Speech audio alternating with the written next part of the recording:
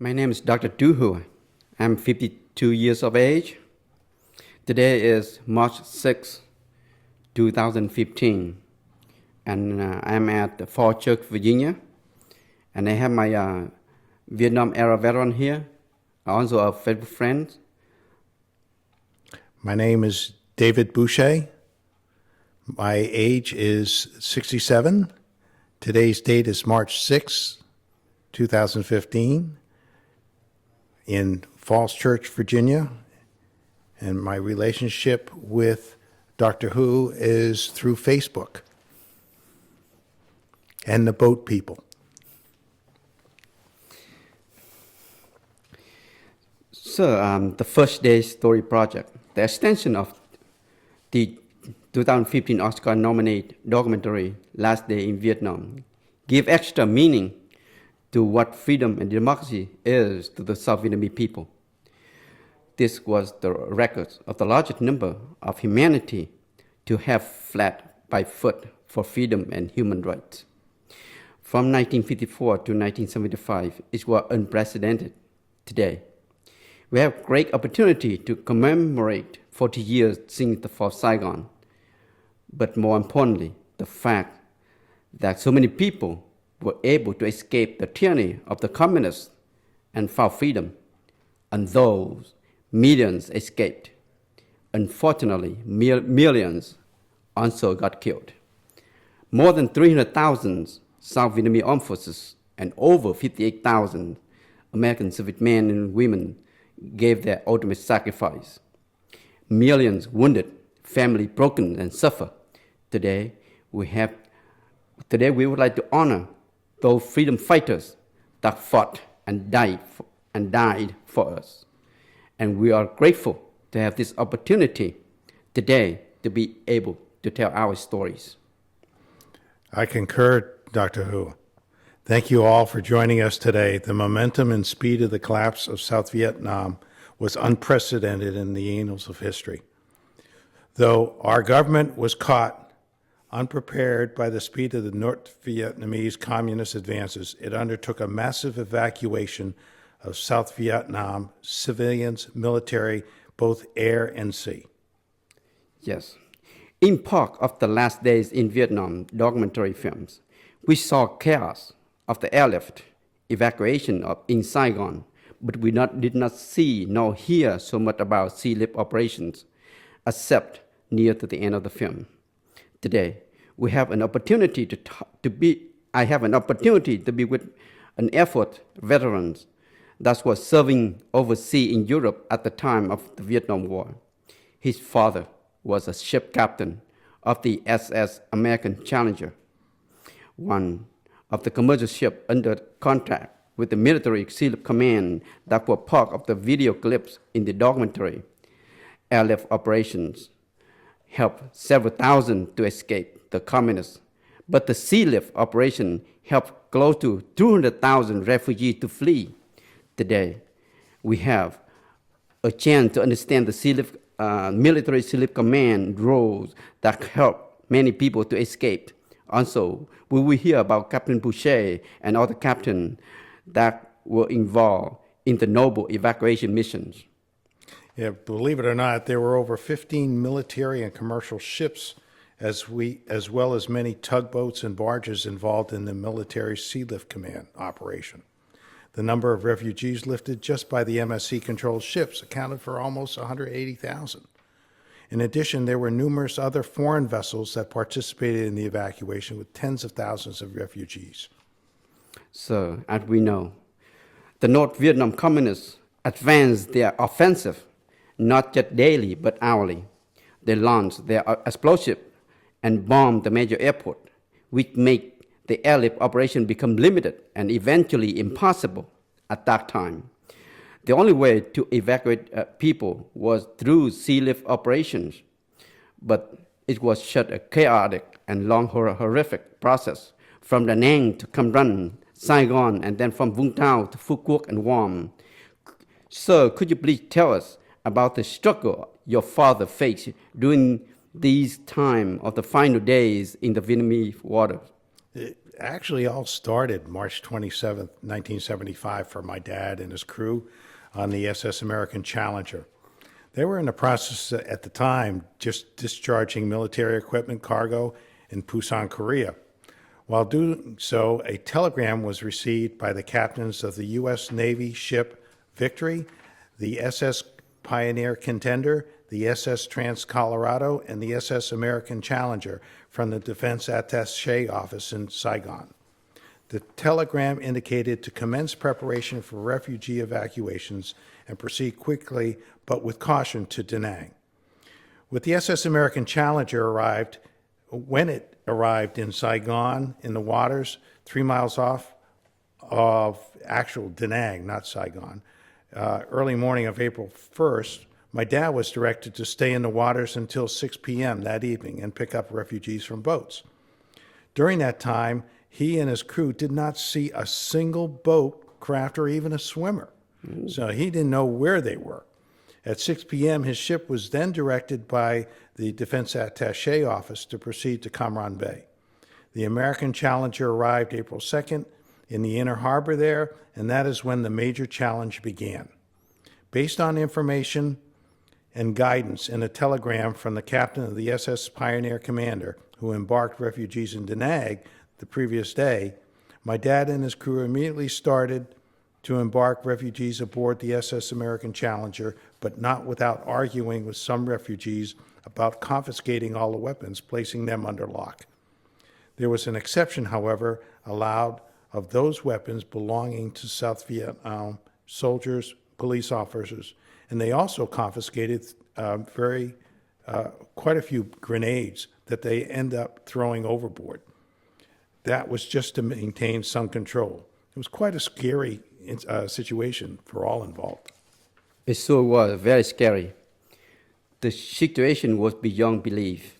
Facing the horrors of the evacuations, Captain Boucher and the crews also encountered violence and horrific scenes. There were severe shortages of water, food, medical supply, and service personnel. What did your father think about what freedom meant to the people of Vietnam when the huge number of desperate refugees jammed into his ship? He had never seen anything like this desperation in his lifetime. And so I'm sure he realized very quickly that freedom was the epitome of an ultimate goal of happiness for these refugees. It was described by the press that the people were drowning in fear of the unknown. Boy, could you also tell us just a little bit about the kind and the magnitude of the chaos your father and to confront with this ordeal? Certainly, I'll give you some examples. In addition to some of the small crafts that were coming alongside his ship and loading the refugees on board, they also had 5 barges filled with refugees embarking on his ship. They had hauled 3 South Vietnam Navy crafts, small Navy crafts on board with 85 horsepower engines each on board, and they even loaded 60 motorcycles. Wow. The ship's crew then began dispensing rice, eggs, vegetables with potatoes. The allotment of food at times became chaotic, and from time to time had to be suspended until order was maintained. This was done with the help of some of the armed police and some of the Republic of Vietnam soldiers. At one point, the chief officer on my dad's ship noticed a South Vietnamese Marine lieutenant with his .45 pistol drawn and was about to shoot a Vietnamese civilian who was frantically talking away. The chief officer, he asked the Marine lieutenant, "What are you doing?" And the Marine lieutenant responded, "He's a VC, Viet Cong. I'm going to kill him." The chief officer told him, "You are not going to execute anyone aboard this ship." He told the Marine lieutenant to take him off the ship and shoot him, but not aboard this ship. The chief officer was determined not to allow a shooting on board the American Challenger. The Marine lieutenant said to the chief officer, "Mate, I'm security here, and I know you go about your business and I will take care of mine." The chief officer said, "Lieutenant, I order you not to shoot anyone aboard this ship. Furthermore, you will carry out my orders or I'll throw you off. This is an American ship and is part of the U.S. Navy. The lieutenant hesitated for a long moment. Finally, he placed his .45 back into his holster and said, "Okay, mate, I will take them off the ship and shoot them." 3 hours later, they took 5 VC off from the stern of the ship and shot them. And the lieutenant, as well as the crew, they felt that they had a small victory because they were able to maintain control at all times, and actually assisted during several attempts by other VC to commandeer the ship to take it to Saigon. It was a harrowing experience, to say the least. What a experience. I can feel it, how scary it was at that time. But sir, several times, the number of refugees loaded into your father's ship far exceeded their capacity.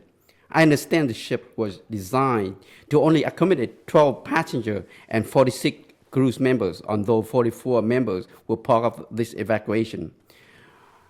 On one of the evacuation trips, there's over 9,000 passengers were brought on board. People were desperate to escape the communists. The chaos was indescribable. Could you please share with us how your father and his crew did this? Yes, of course. Of course, the SS American Challenger is simply a cargo ship. So a captain and his crew are typically together not just for one trip, but many. And they get to know each other quite well and become family of sorts and learn to work closely together out of necessity. They are typically away from their real families for months at a time. In this particular trip, my dad was actually away for 4 months. A captain and his crew have to become disciplined because they must manage a ship, its cargo, the high seas, and of course coming into a dock and leaving a dock day and night. The responsibilities can be daunting at times, and I've heard many stories about some of these challenges during his career. It provides strong foundation, basically, to encounter, chaos such as this, although this was extraordinary. To my dad and his crew was duty that was absolutely necessary for the survival and eventual freedom for the refugees. In addition, he had some Vietnamese soldiers and police on board.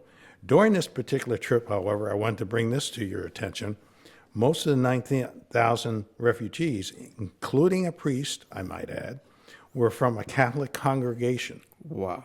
In South Vietnam. The priest was conducting mass and had many of the refugees singing together. According to my dad, it was a sight to be seen that a priest had the attention of almost all the refugees on board at once. Through joint praying, singing, asking the Lord for deliverance. The priest was a leader in his own right. The amazing thing about this particular trip was that they had no accidents whatsoever. This is really unbelievable. I can just close my eye and imagine the magnitude and the way that 9,000 refugees on the ship and the priest will conduct the mass on board in these hours in the water at the time of war. I have goosebumps. But I also wanted to ask you that how did he really manage the evacuation that helped tens of thousands to escape the communists? Well, prior to their departure, remember I said he got the word in Korea? They had to prepare the ship to embark all the refugees. This included opening up the hatches of the cargo holds in a checkerboard fashion. So if anyone fell into the cargo holds, they would stop on the first deck. Then they tied their own cargo nets with the cargo nets they were given by the Navy to catch anyone going into the cargo holds, and as well as help load people on board. They then obtained large supplies of water and food from the Navy supply ships. They also had the assistance of Vietnamese military and police once the refugees were on board to orchestrate some of the order on the ship. Also, the military Sea Lift Command captains received radio communications guidance from the U.S. Navy on-scene evacuation commander by the name of Captain William Hart, who was stationed on the U.S. Blue Ridge, who, by the way, was the command ship for the entire military Sea Lift at the time. Wow, it would be a great preparations and effort. Your father mentioned that there was up to 50,000 people left behind at the Phu Quoc Island. And at one point, he saw about 500 folk around his ship, but unfortunately, he could not get them on board.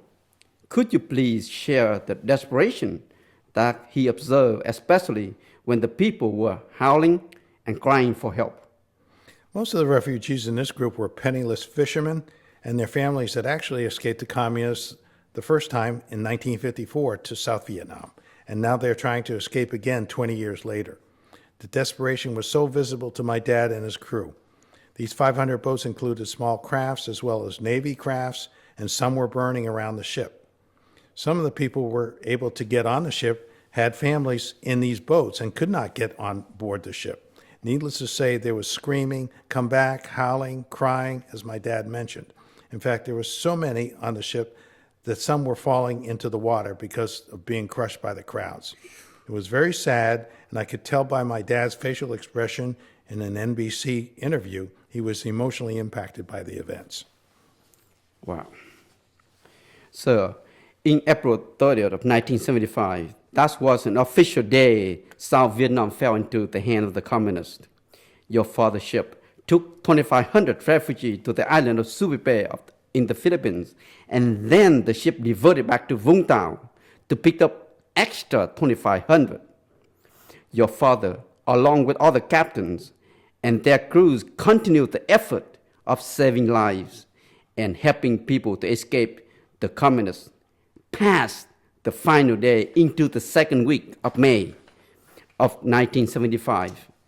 This was unimaginable effort of the evacuation happening in the war zones. The chaos was tremendous because many of the South Vietnamese realized that the Viet Cong carrying AK-47 were at their doorsteps. T-54 Russian tank was in their village and cities.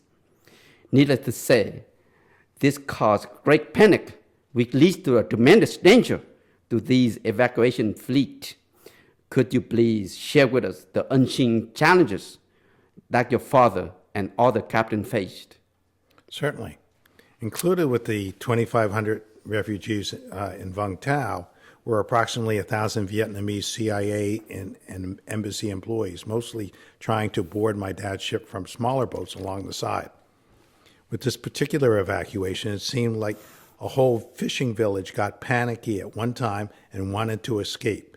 As they were trying to approach the ship with their small boats and take position to board, they were colliding with each other and smashing each other just to get the best position. It was like a shark feeding frenzy as described by the chief officer. Most of the boats had a heavy beam across the bow to hang the anchor, and one such beam went over another boat as the swell of the sea lifted the side of the boat, and the beam came apart at the waterline and wounded the leg of a Vietnamese soldier. One of the CIA people on board said this particular soldier shot his pistol in the scramble just to get on board the ship. Because of the rough seas, the crew decided to pick up the gangway. As a result, the Vietnamese Navy people were climbing on top of their radar antennas on their PT boats in order to reach the ship. There were a dozen children under 10 years of age on board this ship with no parents. There were parents who lost their children as well. Wow. There were all sorts of problems in this particular trip. They did get extra rations to those who took care of the kids, and there were several CIA employees on board to help, especially with the kids. Wow. As we mentioned, thousands and thousands got packed into your father's ship. At one point, your father even witnessed about 600 refugees jumping off the ship to avoid being crushed or killed. Other times, hundreds of refugees were swimming in the open water and hoping to get picked up. Your father saved tens of thousands of souls, but still more needed to be done. Mr. Boucher, would you please tell us more about your father's reaction to these situations? Yeah, this was devastating and very sad to my dad because of the lives being impacted and the inability to embark more onto his ship. When you're the captain, you feel all the responsibility falls on your shoulder, which it does. But in this case, there was nothing more he could do. So it was not only frustrating, but very sad for him. When he returned to the States, you could tell the trip had a major emotional impact on him, and I don't think he ever stopped thinking about it the rest of his life. Wow, it's unbelievable. The sea lift operation during the time of the fall of Saigon had become a historic record. It even exceeded the sea lift evacuation in the Korean War. At one point, 16,000 refugees jammed into a Pioneer contender during one of the evacuation trips. One of the ships evacuated some of the VIP refugees from the South Vietnam government, including the president of the South Vietnamese Senate. His name is Trang Van Lam. He was one of the people. He was the guy who signed the Paris Peace Accord in January 27, 1973. 2 years after the signing, the invasion of the North Vietnam communists called the fall of Saigon. And here he is. He was one of the escapees rescued by the MSC fleet. Sir, would you please share any feeling of your father about these situations? Certainly. Well, first of all, I never knew about this situation until I later read about it. And whether you're a penniless fisherman or the president of the Vietnamese government Senate who signed the Paris Peace Accord in '73, knowing my dad, it would make no difference. If you're seeking to escape the communists like everyone else, he was going to do this the best he can make it happen for all. But in the case of being Mr. Tran Van Lam, I can't imagine what that felt like when he was responsible for signing the Paris Peace Accord, and here he saw the fall of Saigon and he was leaving. Exactly. Wow. It's an unbelievable event. I would like to talk a little bit about the sea lift versus airlift back in the 60s and 70s. In 1962, the U.S. Secretary of Defense, Mr. Robert McNamara, criticized the U.S. flag merchant fleet and said it would be an unnecessary financial burden to the U.S. government to continue to subsidize it. But Captain Pouchet, Captain Stackoda, and Captain Flint, together with their ship, the American Challenger, the Pioneer Commander, and the Pioneer Contender, proved him wrong. Without the military sea lift command, the tragedy of the fall of Saigon would have been much worse and unimaginable consequence. These MSC fleets saved hundreds of thousands souls, and this echoed to politicians in Washington, D.C. On April 17, 1975, the congresswoman named Leonore Sullivan made known this huge accomplishment of the massive sea lift operation at a congressional record in the United States Congress. Your father received a letter from this Congresswoman Sullivan, described as the public record, the narrative of great humanitarian commitment performed by MSC during the recent refugee evacuations. She congratulated all on an extremely difficult job Spurley performed. The unselfishness, devotion to duty, and courageous spirit were beyond worthy of recognition. Under the eye of God, these were the acts of angels. In other words, from a plan that was almost to be a cancellation to a plan that brought a huge success in the mission of saving humanity. What would you think about this, sir? Well, this was interesting because in the case where it wasn't Robert McNamara did not want to subsidize it, the American Challenger, the Pioneer Contender, the Pioneer Commander, they were all part of the United States lines.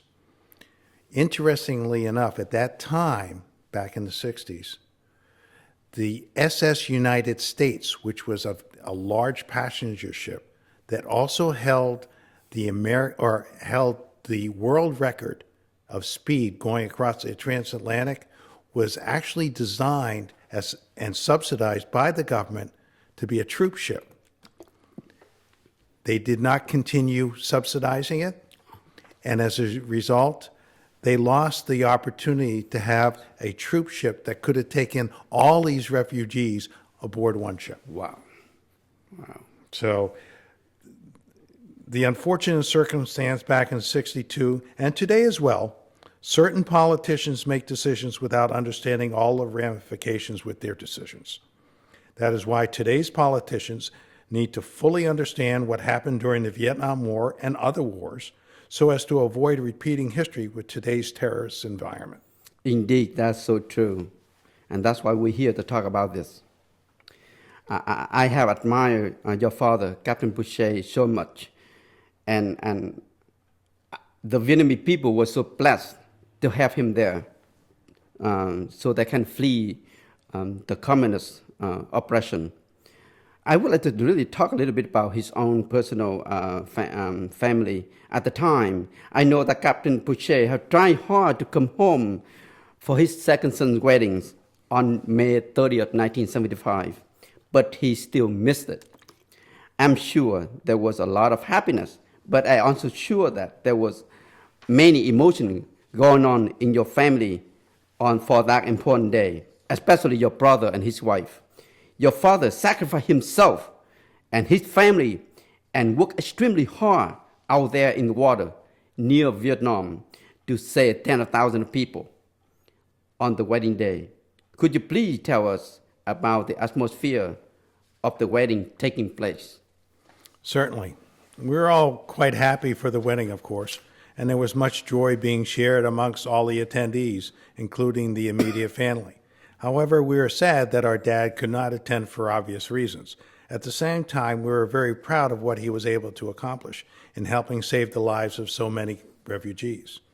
And my brother, who at the time, and I think a lot of us, even Vietnam veteran or era veterans, we had some concerns about being in the war, but my brother actually realized my dad was better off being in Vietnam to take care of these refugees.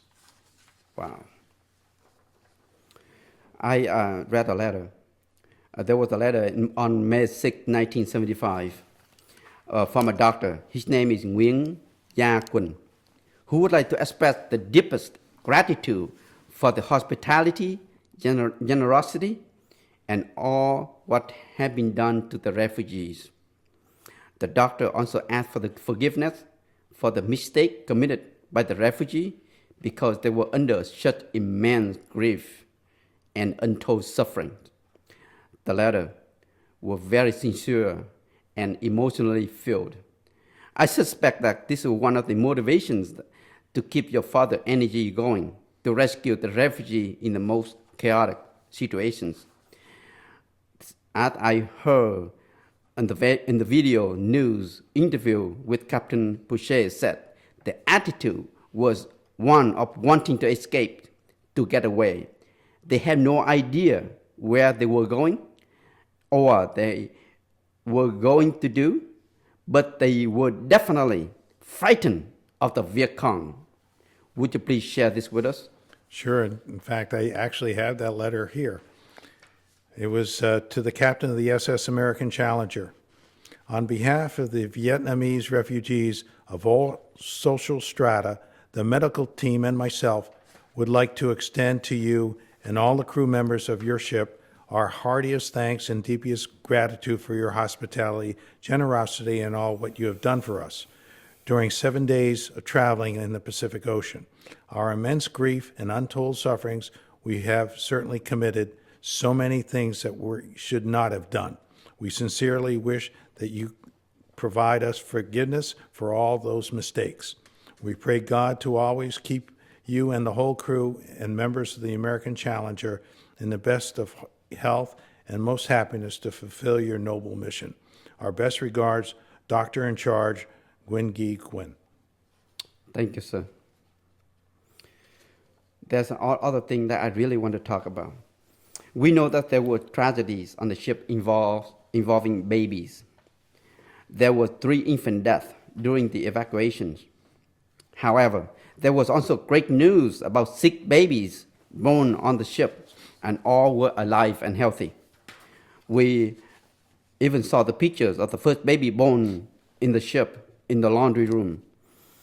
In a summary report produced by your dad, who he documented the names, the dates, and the times of all these babies that were born on the ship. What a great news and what a blessed. So, what do you say about this? When I first heard about it, I was quite sad about the 3 babies that died, but of course overjoyed about the half dozen babies that were born in unbelievable circumstances, like in the laundry room. The crew was outstanding. I would really like to find out where these babies are today. And just so happens I have the names of these babies. So if you're out there, love to hear from you. Definitely. The first one is Gwyn T. Gong Lee. Mother was Gwyn T. Dung. Next one was a male by the name of Win Bo Lo. Next one was a male by Dung D. Tom. Next one was a male, Hong T. Tim. Female, Trin T. Tron. And the last one was Gwen Van Dong. And basically, we'd love to hear from you because just to find out what you've done in the past, many, many years. Yes, so please contact us of these babies about 40 years ago. We've already talked about, last days in Vietnam and also the evacuations during that time.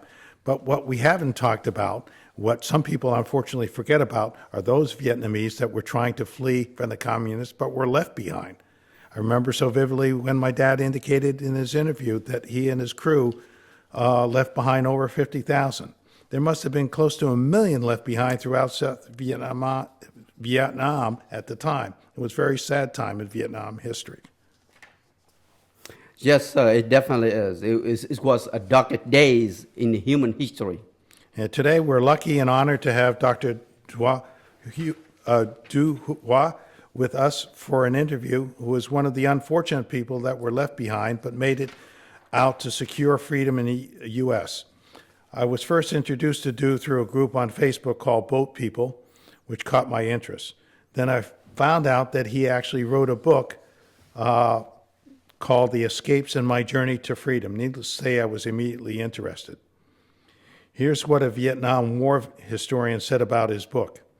I've read dozens of books about Vietnam War, and Dr. Du Hoi's book is clearly one of the most meaningful and compelling. He and his fellow 15 million South Vietnamese lost their beloved homeland to the terrorism and tyranny of the communists. Dr. Hoi's story is one of the greatest commitments and perseverance through continual adversities. Thank you very much for writing your book. I must admit it was very hard for me to put down. Would you please tell us what were the driving factors for you to write such an experience? Certainly, sir, and thank you for the questions. At the time, I attempted to escape. Just like millions of the South Vietnamese people, we didn't think too much. All we wanted to do is to escape the communist oppressions. For me, if one attempt failed, I had to try and try again. I didn't even think about my own safety. I know I was so blessed not to get caught, shot, or killed by the communist Vietnam. When I settled here in the U.S., my new country, I didn't think too much neither. I didn't think what happened to me. At the time, I wanted to adapt myself into a new environment, society, and culture. I needed to learn the new language so I could excel myself and survive in the new society, a society that offers freedom. When my English was good enough, I wanted to do something for my new country. I joined the United States Navy in 1987. I was so happy and proud to become a U.S. sailor, and I wanted to make a career in the U.S. Navy. Things didn't happen the way I planned. I was injured while on duty and later received a medical discharge. I then decided to return to college, and I later graduated with a doctorate in pharmacy in 2001. After facing all the hurdles and struggles of my life, and after started practicing pharmacy for a few years. Somehow I started looking into my past and just wanted to know who I was and what life meant to me.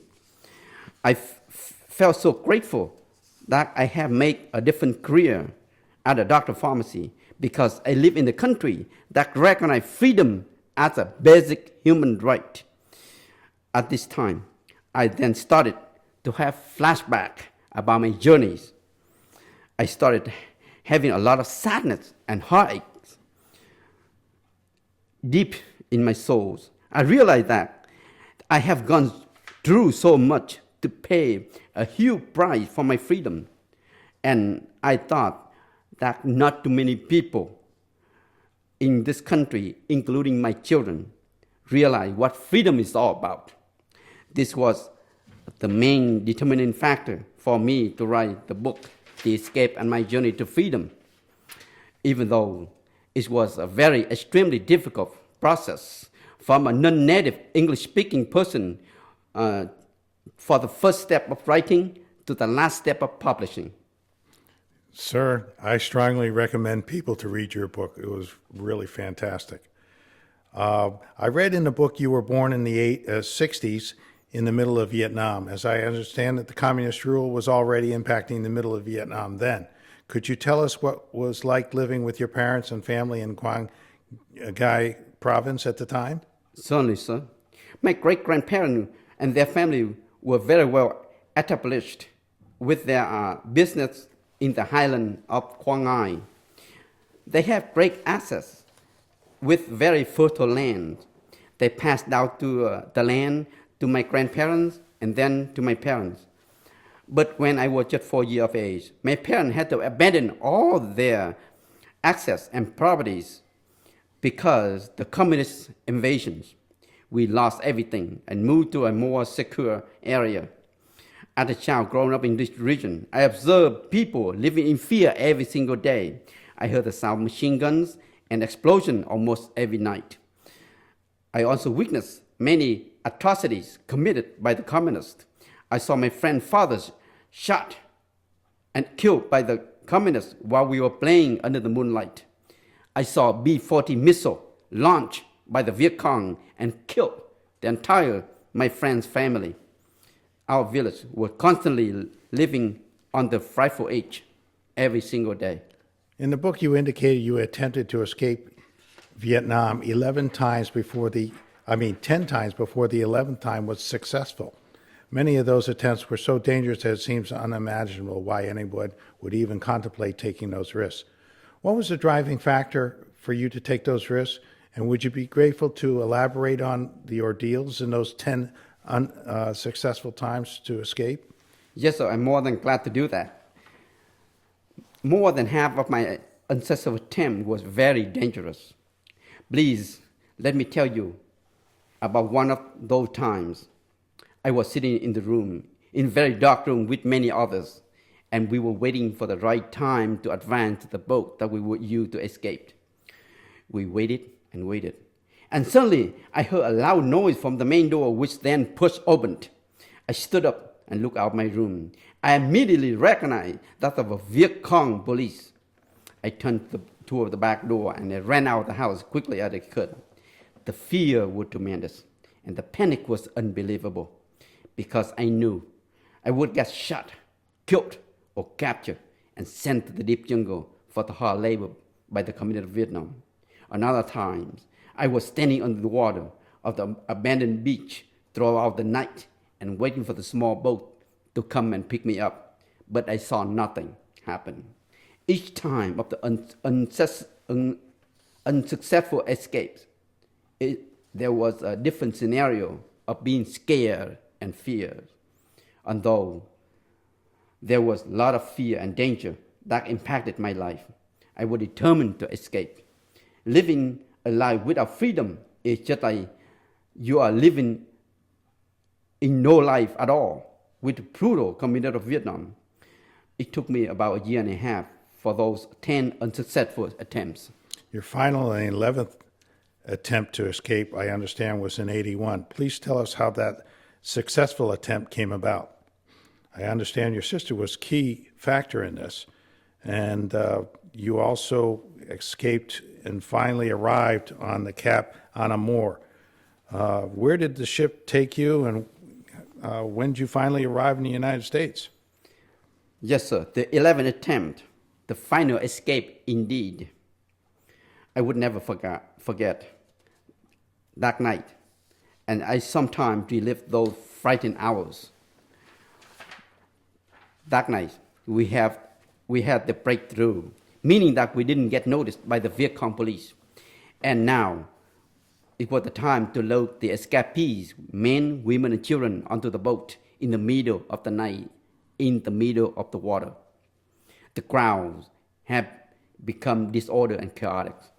The situation was like a true nightmare, especially with all the yelling, screaming, crying, panicking by the people who was scrambling to get on board.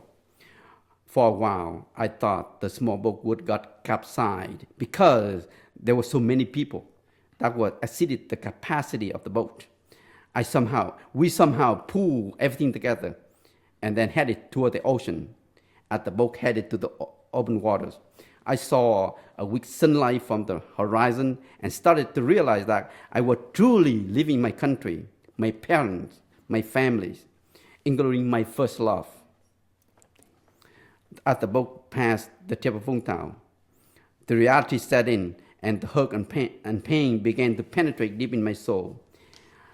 I just wanted to jump off the boat and swim back to my parents, but I realized I needed to keep strong and proceed on my journey. As the boat kept moving and the weather turned from bad to worse, the face of the ocean became very ugly, and the powerful wave kept hitting the boat. We thought we wouldn't be able to make it alive because it was so scary at sea. In one afternoon on the fifth day, our angel ship called Cap en Amour came to rescue. I kneeled down on my very first step on that ship and looked above. I thank you, Lord, for saving me, saving my people. I understand that once you arrived in the States, you eventually took English classes to help you in your new home of freedom, and you also obtained your GED equivalency. And that's where your freedom journey truly began. Grateful if you would discuss what you did following getting your GED. My life just started to turn to a brand new chapter. I just came to the United States and I wanted to go back to high school because I was not allowed to attend my high school years when I could in Vietnam because now I passed the age limit. After walking to church to learn ESL and after sharing ride with my friend to school, I finally received a high school equivalent GED certificate. And then I immediately registered for college classes, received my 2-year college degree in data processing with high honor, and landed a job at an entry level in computer programming. I read in the book you joined the U.S. Navy. Needless to say, I was very impressed with the fact that here, a Vietnamese refugee who escaped to freedom in the U.S., but was willing to take risks and actually join the armed forces. What prompted you to do this? Could you describe to us what you went through in the process of joining, serving, and eventually getting out? Sure, here I was. I just finished 2-year college, but wanted to serve. I remember I was a little boy, and my mother took me to the hospital to visit my brother, who was a South Vietnamese soldier and got wounded in the battlefield during the Vietnam War. I actually shed a tear because I saw my mother had my brother in her arm and crying so hard. I saw for myself very first deep pain of the mother felt for her wounded son. I had to question myself, who did this to my brother and my mother? Even though I was just a little boy, I knew this had to do with the communist invasion. They were trying to take freedom away from the people. My feeling at that time was I wanted to join the South Vietnamese army so that I could fight the communists with my brother. But I didn't have a chance because I was just a little boy. Now in U.S., I have the opportunity to serve my new country. I joined the U.S. armed forces because I appreciate freedom and democracy so much here in my new country. I follow my brother and sister footsteps to help protect free enterprise and the way of life here. I also knew that there was more than 58,000 American servicemen and women that gave their ultimate sacrifice for fighting freedom for the poor people of Vietnam. I thought it was my duty to serve for my new motherland. I have to say this. I was very proud and happy to be part of the U.S. Navy. But in the process, it was tough and difficult. I remember I cried many nights when I was in the basic training because I was missing so much of my former country. After several tours at sea, I had a mishap that caused my back injury, which also affected the function of my right leg. It saddened my heart that my naval career ended at this point. Thank you very much for your service to our country. I really appreciate it. Once you were out of the U.S. Navy and became a civilian again, what did you want to do with your life? What was the process you went through to eventually obtain a doctorate degree? I have very severe depression when I got out of the Navy. This time, I have a family, a wife, and 2 small daughters, but life went on. I had to face it and figure out the different path. I realized that I needed to go back to school. Now I was a young father with disability and had a family to look after. The responsibility was tremendous, but with the help with the Veteran Affairs, I was able to go back to school and have the opportunity to become a pharmacist. With long years of hard studies, I got accepted in the College of Pharmacy at Nova Southeastern University. I finally graduated at a Doctor of Pharmacy in 2001, and then went on, got certified in nuclear pharmacy for the same years. I was so proud and happy once again I was able to serve my people and my community. Do you get to see your family members very often? Well, the last time I came back in 2006 when my mother passed away. Prior to that, I came back to spend some time with my mom when she was alive. But that was it. The last time was 2006. I still do have a few sisters living there, and they're doing okay there. What does the one question that comes to me after reading your book, I want to know what freedom truly means to you. Mean everything, sir. Freedom means everything to me, and it should also mean everything to all people who live on this planet. What an old saying that we shouldn't fear death as much as we fear losing our freedom. Freedom is the most basic human right, and everyone should see and should treat freedom like air we breathe. No one on earth should have the authority to take away freedom from his or her regular citizens. In the U.S., we have freedom, and our government provides us liberty. I would also wanted to tell you this. The United States of America have a principle, noble principle, meaning that we should have freedom, liberty, and justice for all.